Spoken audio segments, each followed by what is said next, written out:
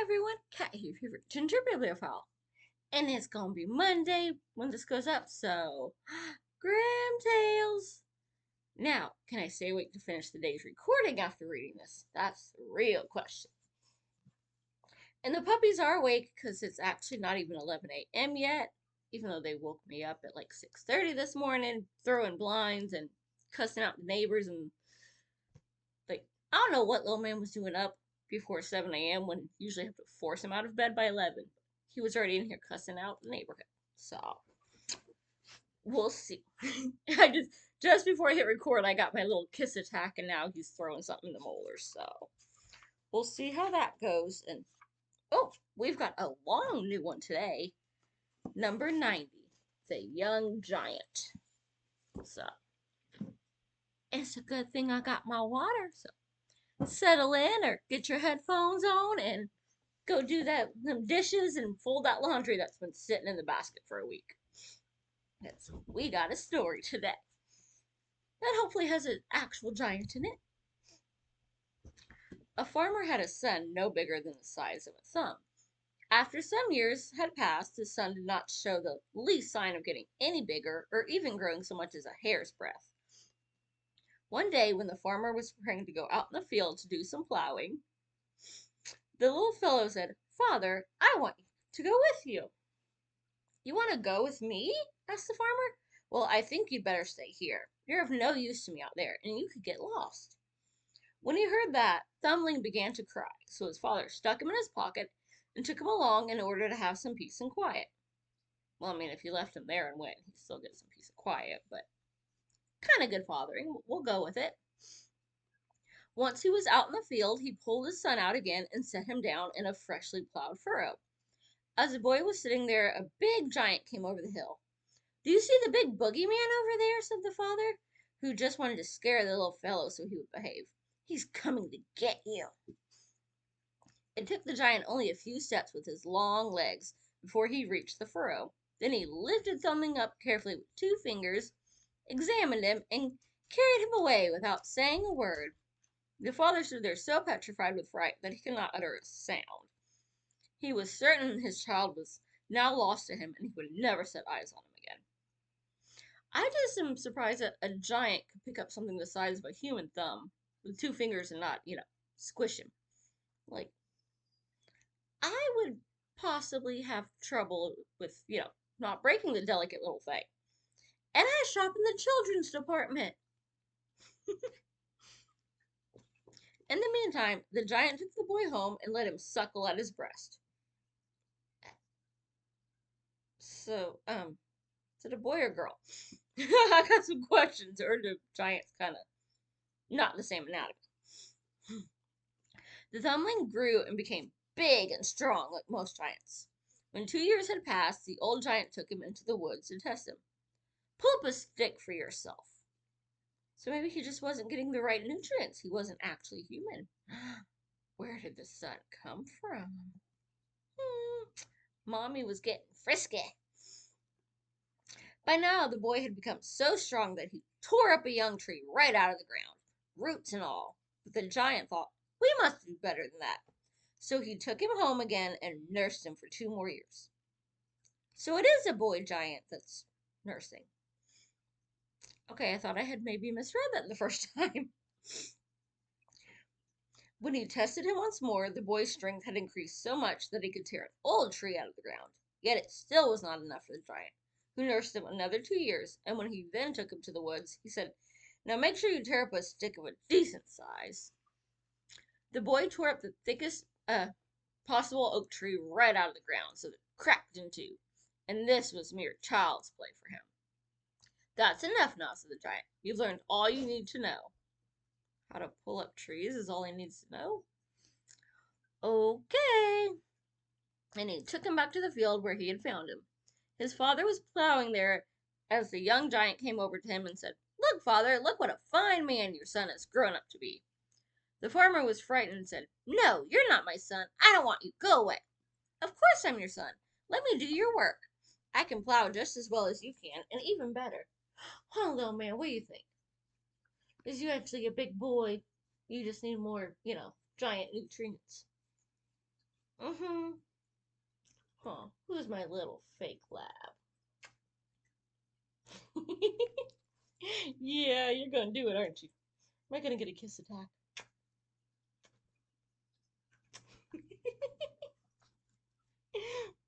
Yes. Hello. Good boy. Y'all can't see it, but he gives the best little, I'm gonna mess you up licks and quiver lips if you make a kissy face at him. Huh. Because only you give the kisses. Nobody else is allowed to give the kisses. But I can do it. Good boy. However, since the farmer was afraid of the big man, he let go of the plow, stepped aside, and sat down at the edge of the field. Then the young man grabbed the plow and merely pressed his hand on it, but his grip was so powerful that the plow sank deep into the earth. The farmer could not bear to watch all that, and so he called over to him. If you're so set on plowing, then you've got to learn not to press down so hard. Otherwise, you'll ruin the field. Then the young man unharnessed the horses and began pulling the plow himself. Just go home, father, and have mother cook me a large dish of food. In the meantime, I'll plow the field for you. How many times can we say plow in one story and not giggle? That's going to be the test. The farmer went home and told his wife to cook the food, and the young man plowed the field. 2 whole acres, all by himself. After that, he harnessed himself to the harrow and harrowed the field with 2 harrows at the same time. That's very harrowing. When he was finished, he went into the woods and pulled up 2 oak trees, put them on his shoulders, and attached a harrow to each end of the tree and a horse to each end of the other tree. Then he carried everything to his parents' house as if it were a bundle of straw. When he reached the barnyard, his mother did not recognize him and asked, "Who's that horrible big man?" "That's our son," said the farmer. "No," she said, "that can't be our son. We never had one that large. Our son was a tiny thing." Then she yelled at him, "Go away! We don't want you." They're quite ballsy to this poor little giant. The young man did not respond, but led the horses into the stable and gave them oats and hay and whatever else they normally had. And the curse is striking already. When he finished, he went into the kitchen, sat down at a bench, and said, "Mother, I'd like to eat now. Is supper almost ready?" "Yes," she replied, brought him 2 tremendous bowls of food that would have lasted her and her husband a week. They're really quick to go from "I don't want you" to "Okay, well, yeah, we'll accept that you're our kid. What do you want?" However, the young man finished everything by himself and then asked whether she could give him something more. "No," she said, "that's all we have." That was really just a nibble. I'll have to have more. She did not dare contradict him. So she went out and put a large pig's trough full of food on the fire. When it was ready, she carried it in. At last, a few more crumbs of food to eat, he said, and gobbled up everything that was in it. That was not enough to satisfy his hunger. "Father," he said, "I can tell I'll never get enough to eat here. So if you'll get me an iron staff strong enough that I won't break it across my knees, I'll make my way out into the world." While they starved to death, because that was probably like 3 months of food for them. And barely a snack for a big old giant. But how the heck did he fit in the house? The farmer was happy to hear that. He hitched 2 horses to his wagon and went to the blacksmith, who gave him a staff so big and thick that the 2 horses could barely pull it. The young man laid it across his knees, and crack, he broke it in 2, as if it were a beanstalk, and threw it away. His father hitched 4 horses to his wagon and fetched another staff, one so large and thick that 4 horses could barely pull it.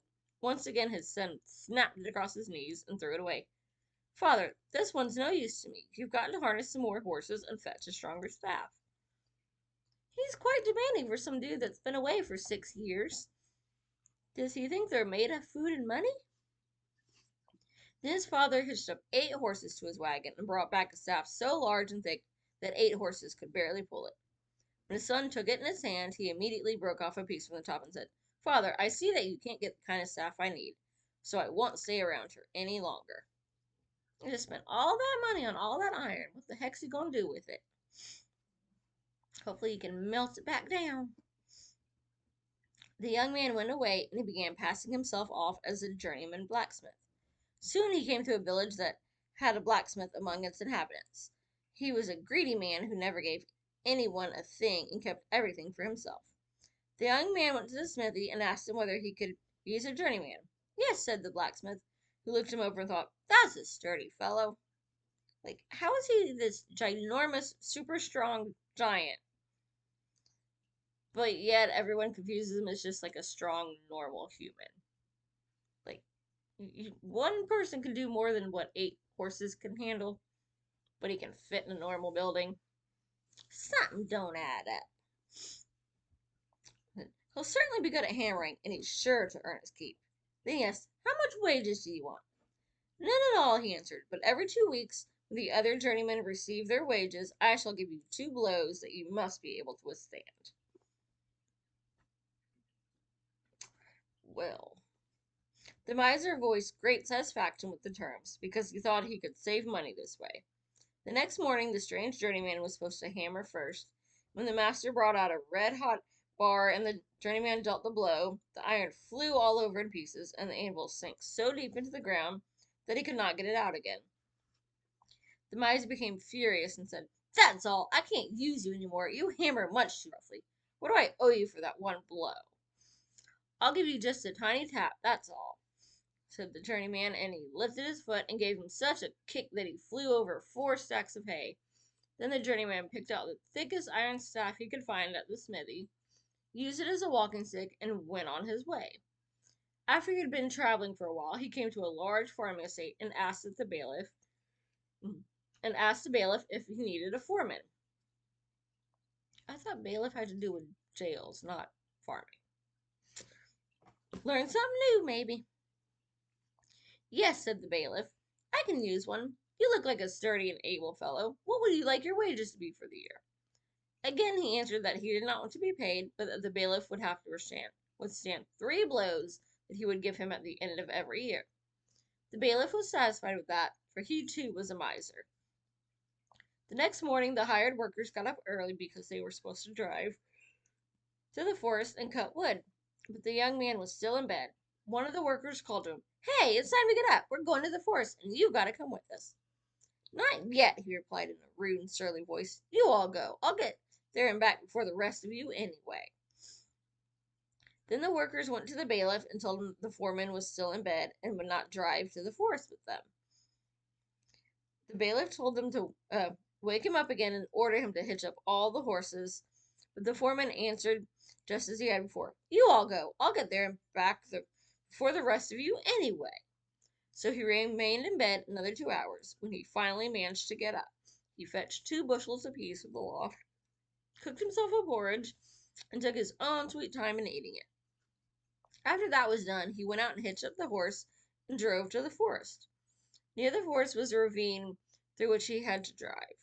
When he drove through it, he stopped the horses, got out, walked behind the wagon, and took some trees and bushes to build a barricade that would prevent the horses from getting through the ravine. When he arrived at the forest, the others were just leaving with their loaded wagons and heading home. Drive on, he said to them. I'll still get home before you. So he's just like a real prick of a giant.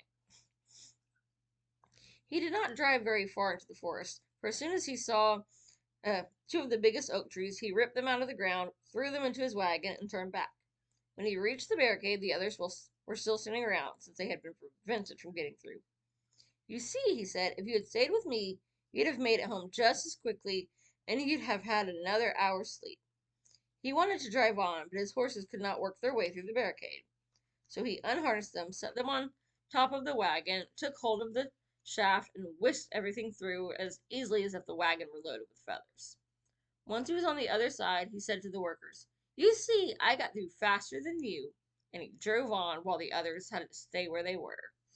At the barnyard, he grabbed hold of one of the trees, lifted it by his hand, showed it to the bailiff, and said, how'd you like this nice cord of wood? Again, I'm so confused. He fit in the wagon, but then he turned around and picked up with the wagon with the horses on top of it. Like, is he human-sized, or is he a, freakishly huge giant? There's some not matching up stuff here. And he's just kind of a jerk. All over 1 hour's sleep, he screwed over the entire crew. The bailiff said to his wife, "He's a good man, our foreman." "He stranded the rest of your team. I wouldn't call that a good man. Even if he does sleep long, he still makes it home sooner than the others." So the young man served the bailiff for a year, and when it was over and the other workers received their wages, it was time for him to collect his pay as well. However, the bailiff was afraid of the blows he had coming. He begged the foreman to forego everything and said that, in return, he would make him bailiff and take over the job as foreman himself. "No," said the young man, "I don't want to be bailiff. I'm foreman and want to stay foreman. I intend to dole out what we agreed upon." The bailiff offered to give him whatever he wanted, but it did no good. The foreman rejected everything he proposed, and the bailiff did not know what to do, except to ask him for a 2-week period of grace. He needed time to think a way out of his situation. The foreman granted him an extension, and now the bailiff summoned all his clerks together. He asked them to think up a way to help him and to advise him. After they had deliberated a long time, they finally said that nobody's life was safe from the foreman. He could kill a man as easily as a gnat. They advised the bailiff, therefore, to order the foreman to climb down into the well and clean it out. When he was down below, they would roll one of the millstones that were lying around there over the well and heave it on his head. Then he would never see the light of day again. The bailiff liked the idea, and the foreman was willing to climb down the well. I swear, these Grimm tales, they get me every time. Once he was standing below, they rolled down the largest millstone they could find and were convinced they broke his skull with it. However, he called to them, "Chase the chickens away from the well. They're scratching around in the sand and throwing grains into my eyes so that I can't see." So the bailiff yelled, "Shoo! Shoo!" as if he were scaring the chickens away. When the foreman had finished his work, he climbed up and said, "Just look at what a fine necklace I've got now." But he meant the millstone that he was wearing around his neck. What the heck did he string it up with to turn it into a necklace? This story makes no sense. Now the foreman wanted to receive his pay, but the bailiff requested another 2 weeks' grace to think of a new plan. The clerks met him and advised him to send the foreman to the haunted mill to grind grain at night, since nobody had ever emerged alive from it the next morning. The bailiff liked the proposal and called the foreman to him that very same evening. Excuse me. He ordered him to carry 8 bushels of grain to the mill and grind it that night because they needed it right away.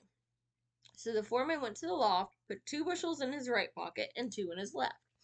He carried the other 4 in a sack that he slung over his shoulders so that half was on his back, half on his chest. And he went to the haunted mill. Oh, this one's getting long. The miller told him he could easily grind the grain during the day, but not at night, because the mill was haunted, and anyone who had gone there at night had not been alive in the morning to return. "Don't worry, I'll manage," said the foreman. "Why don't you go and get some sleep?" Then he went to the mill and poured the grain into the hopper. Toward 11 o'clock, he went to the miller's room and sat down on a bench. After he had been sitting there a while, the door suddenly opened and an enormous table came in. Next, he saw wine, roast meat, and all sorts of good food appear on the table by themselves. But nobody carried these things in. After that, the chairs slid to the table, but nobody came. All at once, he saw fingers handling knives and forks and putting food on the plates. Aside from that, he could not see a thing. Since he was hungry and saw all this food, he too sat down at the table, ate along with all those present, and enjoyed the meal. When he had eaten his fill and the others had all emptied their plates, the others being non-existent, he distinctly heard all the lights being suddenly snuffed out. And geez, my boxer's getting blown up. Chaos! And when it was pitch dark, he felt something like a smack to the face. Then he said, "If anything like that happens again, I'm going to strike back." But can you actually hit a ghost? I mean, they did hit him and hold a fork, so maybe. Though all the movies, they have a force of will to hold stuff. That doesn't actually make them solid so they can get hit back. When he received a second smack to the face, he struck back, and so it went the whole night. He took nothing without paying it back generously, with interest, and kept himself busy by smacking anything that came near him. At daybreak, however, everything stopped. When the miller got up, he went by to see how the foreman was, and he was amazed to find him alive. I had a very fine meal, said the foreman. Then I got some smacks in the face, but I also gave some in return. The miller was happy and said that the mill was now released from its curse, and he wanted to pay the foreman a reward. I don't want money, said the foreman. I already have enough. How? He has, like, literally none. Then he took the flour on his back, went home, and told the bailiff he had done his job and now wanted to be paid the wages they had agreed upon. When the bailiff heard that, he really became alarmed and upset. He paced up and down the room, and beads of sweat ran down his forehead. So he opened the window to get some fresh air. But before he knew it, the foreman had given him such a kick that he went flying through the window out into the sky. He flew and flew until he was completely out of sight. Then the foreman said to the bailiff's wife, "If he doesn't return, you'll have to take the other blow." I thought they agreed on 3. That would only be 2. No, no, she exclaimed. I won't be able to withstand it. And she opened the other window because beads of sweat were running down her face also. Then he gave her a kick too, and she went flying out the window. Since she was lighter than her husband, she soared much higher. Her husband called out to her, "Come over here." But she replied, "No, you come over here to me. I can't make it there." So they soared through the sky, and neither could get to the other. Whether they are still soaring, I don't know. But I do know that the young giant took his iron staff and continued on his way. That was interesting. Had zero logic or, physics that actually works, but interesting. So, hope you all enjoyed that, and I will see you soon. Bye. Happy reading.